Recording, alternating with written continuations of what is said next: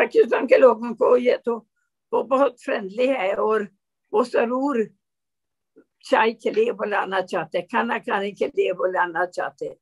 کپڑے مجھے بہت پسند ہے ادھر, اور کھانا بہت مزیدار ہے.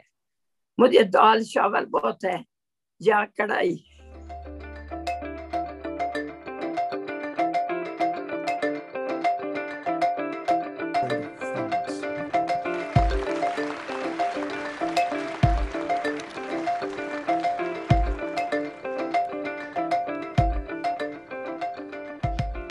مجھے پتا تھا مجھے ایشیا میں جانا, اور پاکستان اس وقت جگہ اور ان کو نرس کی ضرورت تھی, اور میں نے اس پر ہاں کہا اس ارادے سے کہ میں ادھر ہی رہوں گی. جب پاکستان آئے تو مجھے پتا تھا کہ سب کچھ فرق ہونا, لیکن شروع کیا اردو سیکھنا 1969 تو میں پاکستان میں آئے, اور پہلے 5 سال راولپنڈ میں کام کیا. گاؤں میں جاتی تھی, اسکول والوں کو ہم لیسنس دیتے تھے, کبھی کبھی پورے اسکول کو کیڑوں کی دوائی دیتے, کیونکہ ادھر گاؤں کے بچے سب کے کیڑے ہوتے تھے. جب پاکستان میں آپ نے ٹائم گزارا, پہلے جب آئیں تو پاکستان کے بارے میں کیا سوچتی تھی؟ کیسا لگا آپ کو پاکستان؟ شروع سے تو میں بہت خوش تھی, ادھر کام سے بہت خوش, لوگوں سے بہت خوش.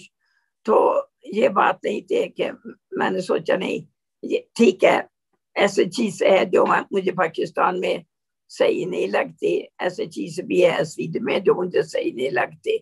کیونکہ جب میں آئے 69 میں تو کافی آزادی تھی ادھر ملک میں, اور 70-80 میں بھی میرے پاس گاڑی تھی, کیونکہ میں تو گاؤں میں بھی جاتے تو یہ تو چرچ کی طرف سے تو مجھے ملی ہے, اور میں خود عورت ہوتے ہوئے ڈرائیو کر سکتے, ادھر ادھر جا سکتے. کچھ جو بعد میں جو شاید مشکلات آ گیا ملک میں, آپ ہر جگہ نہیں جا سکتے.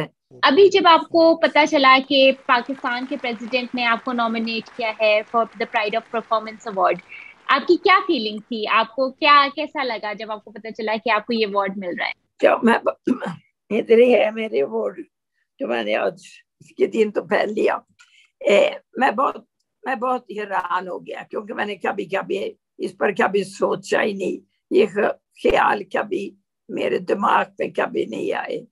میں پاکستانی لوگوں سے شکریہ بھی ادا کرنا چاہتی ہوں, پریزیڈنٹ صاحب ضرور, لیکن دوسرے بھی جو یہ ایوارڈ مجھے دے دیا. اور پاکستان میرے خواہش ہے کہ وہ ترقی کرے,